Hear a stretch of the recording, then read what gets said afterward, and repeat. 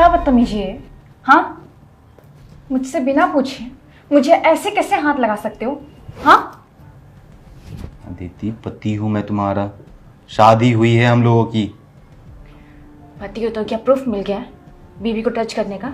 हाँ, वैसे भी कानून में ये है, पति पत्नी के रिश्ते में जब पत्नी तैयार ना हो तो पति को उसको छूना भी नहीं चाहिए।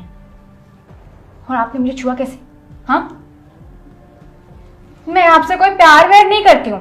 हमारी शादी को कुछ ही महीना हुआ है और ये शादी ना मेरी मर्जी के खिलाफ हुई है। मुझे पसंद भी नहीं था ये शादी करना, समझे?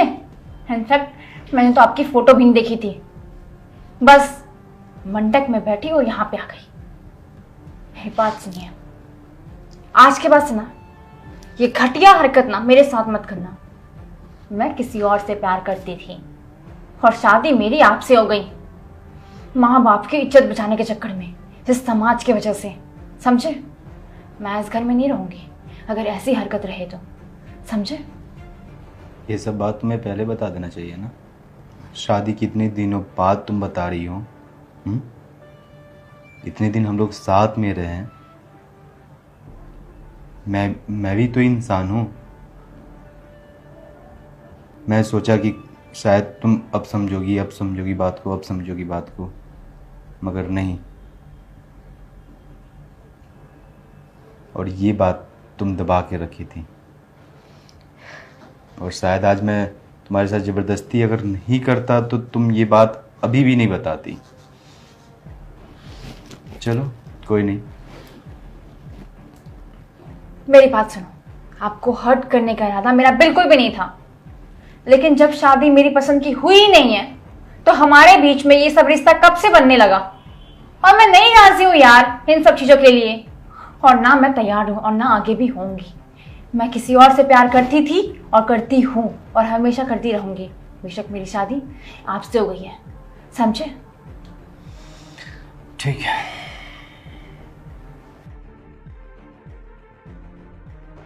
आप कहाँ जा रहे हो? ये सूटकेस लेके कहाँ जा रहे हो? मैं नहीं, तुम जा रही हो।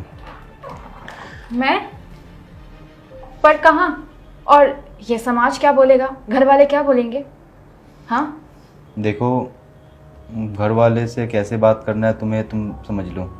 बाकी मैं अपने घर वालों से मैनेज कर लूँगा। बाकी रही बात समाज की, तो मैं उन्हें बोल दूँगा कि मैं किसी और से प्यार करता था, और जिस कारण से मैं नहीं चाहता था अदिति के साथ रहना, इसलिए मैं अदिति को छोड़ दिया। तुम उस सब की चिंता ना करो। मेरी वजह से खुद पे इंजाम ले लेंगे आप?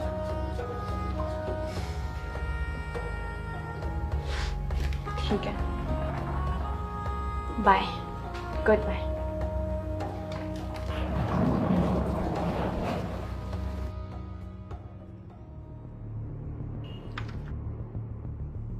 अरे अदिति, तुम ये अचानक से बेटा, ना तूने कोई फोन की ना बताया कि भी मैं आ रही हूँ मम्मी। क्यों, जरूरी है क्या फोन करके बताना अपने घर में आने के लिए?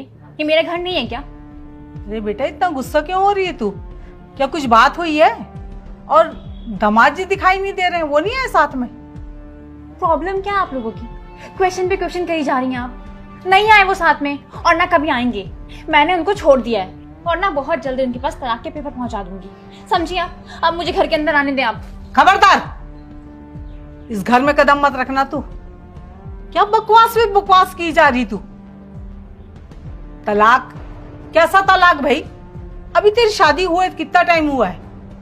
तुझे कुछ पता भी है? एक लड़की की जब शादी होती है ना, तो वो अपने ससुराल में जाती है, सबके साथ एडजस्ट करके रहती है, अपने पति के साथ भी। घर में छोटी मोटी बातें तो होती रहती, जहाँ चार बर्तन होंगे वहां खटका तो होगा ही ना। इसका मतलब ये थोड़ी ना है कि तू घर छोड़ करके आ जाए और तलाक की बात करे। पर मम्मी, गलती उनकी थी। वो दिन भर वहां पे मुझे काम करना पड़ता है, दिन भर काम करना पड़ता है। मुझसे ये सब चीजें मैनेज नहीं होता मम्मी।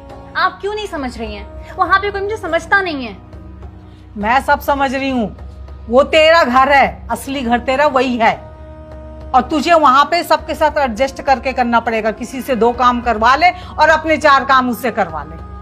ये होता है दुनिया का दस्तूर। और रही बात आदमी की, तेरा पति अगर तेरे साथ कुछ उल्टा सीधा बोलता है तो बेटा एक बात सुन ले कान खोल करके, ताली ना हमेशा दोनों हाथ से बजती है। उस अकेले की गलती नहीं होगी, तेरे अंदर भी कुछ ना कुछ कमी होगी। तू भी कुछ ना कुछ बकवास करती होगी उल्टा सीधा, तभी वो चिढ़ गया होगा तेरे से। मेरी तरफ ना ऐसे आंखें फाड़ करके मत देख। माँ हूं तेरी मैं, पैदा की हूं तुझे मैंने। तेरी हर हरकतों पे मेरी नजर है और तेरी हर अच्छी बुरी आदत जो है ना वो मैं अच्छी तरह से जानती हूँ। मेरे आगे कोई बहाना बनाने की जरूरत नहीं है। जरूर तेरे से ही कोई गलती हुई होगी जिसकी वजह से दामाद जी तुझसे बदतमीजी से बोले होंगे या डांटे होंगे तुझे। तू यहाँ आ गई सच्ची बन के, क्या समझती तू? तू क्या है? ऐसी कौन सी खासियत है तेरे अंदर जो दामाद जी में नहीं है? अरे अपनी लिमिट में रहो। ये मेरा घर है। मैंने ना तेरे पापा के साथ एडजस्टमेंट करके ही जिंदगी गुजारी है। अपने सास ससुर की बातें मानती थी, उनसे हंसती खेलती थी, अपना मन लगा रहता था मेरा यहाँ पर। और तुझे भी वही सब कुछ करना पड़ेगा। और एक कहावत तो तूने सुनी होगी अच्छी तरीके से, लड़की विदा होकर के अपने ससुराल जाती है ना अपने मायके से, और ससुराल से ही उसकी अर्थी निकलती है, वो जिंदा नहीं आ सकती। एक बात ना मेरी कान खोल करके सुन ले, दोबारा लड़के आई ना तो इस घर में कदम मत रखना, समझ गई? माँ